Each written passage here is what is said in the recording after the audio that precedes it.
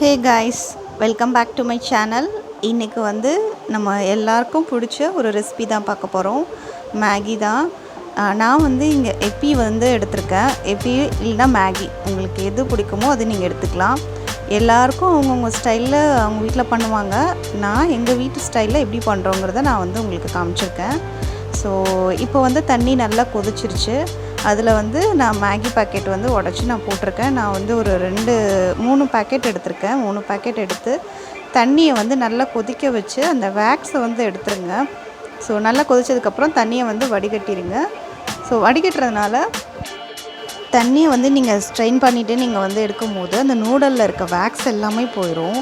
So அது நமக்கு healthy தான். சொல்லுவீங்க மேகியே அன்ஹெல்த்தி தான், நீ அதை போய் ஹெல்த்தின்றியே அப்படின்ட்டு. என்ன பண்ணுறது, நம்ம மேகி சாப்பிடாமல் இருக்கவும் முடியாது. மந்த்லி 1 or 2 வந்து நான் கண்டிப்பாக எடுத்துக்கிற மாதிரி ஆப்ஷன் வந்துடும் பிரேக்ஃபாஸ்ட்டில். ஸோ அது எடுக்கும்போது அதுலேயும் நம்ம ஒரு ஹெல்த்தியை கண்டுபிடிச்சி பண்ணலான்ற மாதிரி தான் நான் வந்து உங்ககிட்ட சொல்லியிருக்கேன். இப்போ பாருங்கள், ஸ்ட்ரெயின் பண்ணிவிட்டு இதுக்கப்புறம் நான் வந்து நார்மலாக வந்துட்டு எண்ணெய் ஊற்றி ஸ்பைஸியாக எப்படி பண்ணுறதுன்னு நான் உங்களுக்கு சொல்லித்தரேன். கொஞ்சம் காரசாரமாக தான் இருக்கும். காரம் வேணான்றவங்க நீங்கள் வந்து காரத்தை வந்து நீங்கள் அவாய்ட் பண்ணிக்கலாம்.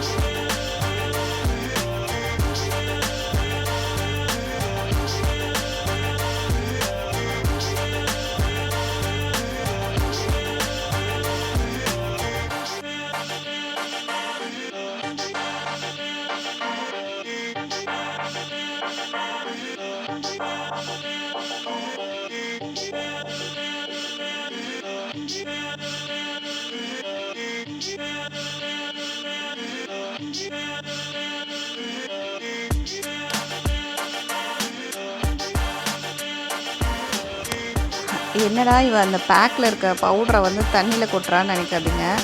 நான் மேகி எப்பவும் பண்ணும்போது அந்த பவுடரை வந்து எப்பி நூடல் இதில் வந்து நமக்கு ஒரு பேக் கொடுப்பாங்க இல்லையா, பவுட்ரு, மசாலா பவுட்ரு, அதை வந்து நான் தண்ணியில் கொட்டிடுவேன். தண்ணியில் கொட்டிட்டு நல்லா வந்து அதை இது பண்ணதுக்கப்புறம் மசாலா இறங்கினதுக்கப்புறம் அதை வந்து ஃபில்ட்ரு பண்ணிடுவேன். ஃபில்ட்ரு பண்ணோடனே அதோடய டஸ்ட் எல்லாமே நமக்கு வந்துடும். ஸோ அதோட ஃப்ளேவர் வந்து நமக்கு இறங்கினா போதும். ஸோ அதுக்காக நான் வந்து இந்த மாதிரி ஆட் பண்ணுவேன். இதுக்கு நமக்கு எக்ஸ்ட்ரா ஸ்பைசிக்கு நான் வந்து இங்கே காஷ்மீரி சில்லி பவுடர் வந்து ஆட் பண்ணியிருக்கேன். ஸோ வேணும்னா நீங்கள் பெப்பர் கூட போட்டுக்கலாம், கரம் மசாலா போட்டுக்கலாம். இது எல்லாமே நம்மளோட சாய்ஸ் தான். ஸோ உங்களுக்கு என்ன ஃப்ளேவர் எப்படி செஞ்சு சாப்பிடணும்னு தோணுதோ அந்த மாதிரி செஞ்சு சாப்பிடுங்க. இப்போ அந்த எல்லாம் மசாலாலாம் போட்டுட்டு அந்த பச்சை ஸ்மெல்லாம் போனதுக்கப்புறம் மேகியை வந்து அந்த ஸ்ட்ரெயின் பண்ணி வச்சுருக்கதை வந்து நீங்கள் போட்டுருங்க. போட்டுட்டு லைட்டாக ஒரு 1/2 ஸ்பூன் வந்து எண்ணெய் ஊற்றுனீங்கன்னா கொஞ்சம் அந்த ஒரு வளவலன்னு இருக்க மாதிரி இருக்கும். இல்லைன்னா தண்ணிகளே நம்ம வதக்கும் போது ஒரு மாதிரியாக உடஞ்ச மாதிரி ஆயிடும். அவ்வளோதான் ஃப்ரெண்ட்ஸ், மேகி ரெடி. இந்த மேகி எல்லாருக்குமே செய்ய தெரியும். எல்லாருமே அவங்கவுங்களுக்கு ஒரு ஸ்டைல் வச்சுருப்பீங்க. இது நான் எங்கள் வீட்டு ஸ்டைலில் நான் எப்படி பண்ணுறோன்றதை தான் நான் காமிச்சிருக்கேன். ஸோ இது உங்களுக்கு கண்டிப்பாக பிடிச்சிருக்கும்னு நினைக்கிறேன். இன்னொரு ரெசிபி நான் வந்து அது ஃபுல் அண்ட் ஃபுல் வந்து வெஜிடபிள்ஸ் வச்சு எப்படி பண்ணுறதுன்னு நான் உங்களுக்கு காமிச்சிருக்கேன். வாங்க நம்ம அதையும் பார்த்துடலாம்.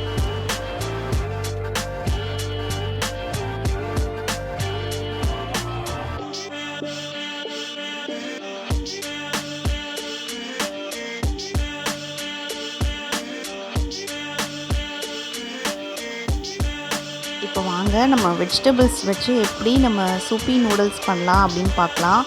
இந்த இதில் சூப்பில் வந்துட்டு நான் கேரட்டு, பீன்ஸு, கேப்சிகம், அப்புறம் வந்து நீங்கள் வேணும்னா முட்டைக்கோஸ் கூட எடுத்துக்கலாம்.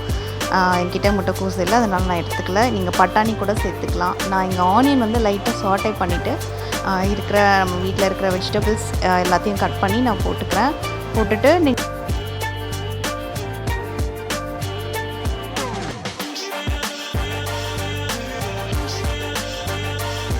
சூப்புங்கிறனால நீங்கள் ஒரு 3 டம்ளர் தண்ணி வந்து வச்சுக்கோங்க. அதிகமாக வச்சுக்கிட்டாலும் பிரச்சனை இல்லை. ஸோ சூப்புங்கிறனால நமக்கு தாராளமாக தண்ணி வச்சுக்கலாம். உப்பு போட்டு நான் இதை வந்து மூடி போட்டு நல்லா வேக வச்சிடுறேன். காய்கறிங்க நல்லா வேகட்டும்.